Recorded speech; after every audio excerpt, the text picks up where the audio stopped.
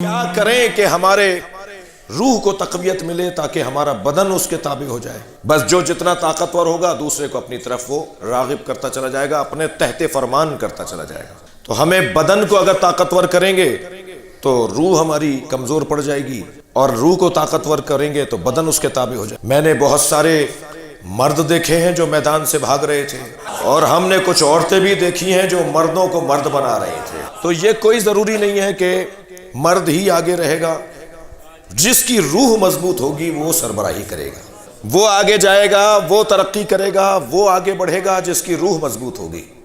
کیا کریں کہ روح مضبوط ہو؟ آپ اسی مجلس کی سامنے کی مثال لے لیجئے۔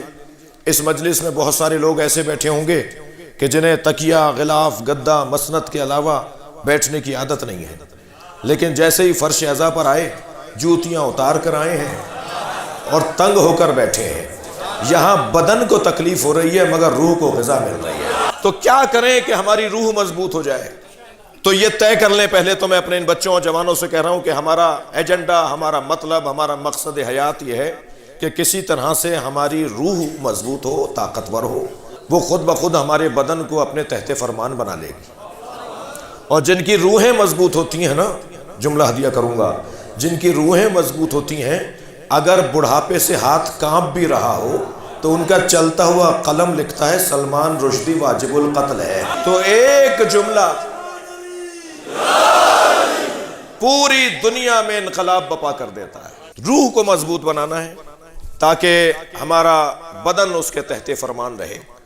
میں پھر ایک اور جملہ کہہ دوں کہ اگر بدن مضبوط ہوگا، طاقتور ہوگا، روح کمزور ہوگی تو نماز میں لطف نہیں آئے گا، جی عزاداری میں لطف نہیں آئے گا، جلوس آدھا کر کے لوٹائیں گے، تھک رہے ہیں۔ علم کا کہیں مسئلہ ہوگا تو یہ فراری ہوں گے، کراری نہیں ہوں گے۔ تو وہ جو بدن کو مضبوط کرتے ہیں وہ پھر آرام، آسائش، چین، سکون کو تلاش کر رہے ہوتے ہیں، لیکن جن کی روحیں مضبوط ہوتی ہیں تو پھر بدن تکلیف میں بھی ہو تو ان کے اوپر کوئی اثر نہیں پڑ رہا ہوتا۔ جی بعض لوگوں کو تو سال میں بھی نماز یاد نہیں آتی، اور عید کی نماز بھی مسجد چوم کے آ جاتے ہیں، اور بعض لوگ کو ایک رکوع میں ساری رات گزار دیتے ہیں۔ وہ جو ایک رکوع میں ساری رات گزار رہا ہے وہ بھی تو ہم جیسا ہی ہے، اور جسے نماز میں لطف نہیں آ رہا وہ بھی ہماری شکل کا ہے۔ دونوں میں فرق کیا ہے؟ دونوں میں فرق یہ ہے کہ ایک کی روح مضبوط ہے، ایک کا بدن مضبوط ہے۔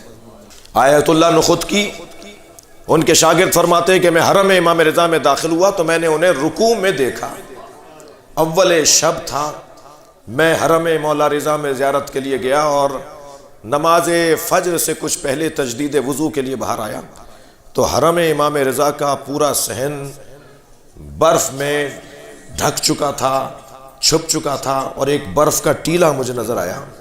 میں اس کے برابر سے گزرا تو ذکر رکوع کی آواز آ رہی تھی۔ وہ ساری رات سے رکوع کی حالت میں تھے اور ان پہ برف جم چکی تھی۔ یہ بھی ہے جسے رکوع میں مزہ آ رہا ہے، اور وہ بھی ہیں کہ جو کہتے ہیں کہ ہمیں نماز میں مزہ نہیں آتا۔ تو در حقیقت ذائقہ روح بحال نہیں ہے۔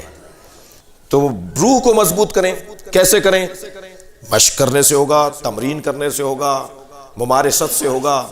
جی بار بار کا ایک کام میں جب ذائقہ بحال ہو جائے گا تو وہ چیز عادی ہو جائے گی، آسان ہو جائے گی۔ بہت ساری غذائیں آپ کو پسند نہیں ہوتی، لیکن کچھ عرصے کے بعد وہ ان غذاؤں کے بغیر چارہ بھی نہیں ہوتا، وہ کچھ عرصے کے بعد اس کا ذائقہ بحال ہو جاتا ہے۔ جیسے ہمارے زبان کے چٹخارے بحال ہوتے ہیں، ایسا ہماری روحوں کے بھی کچھ چٹخارے ہیں۔ ہماری روحوں کو بھی کس چیز کی طلب ہوتی ہے۔ جیسے ہمارے دہن کے ذائقے ہوتے ہیں نا، ایسے کچھ روح کے ذائقے بھی ہوتے ہیں۔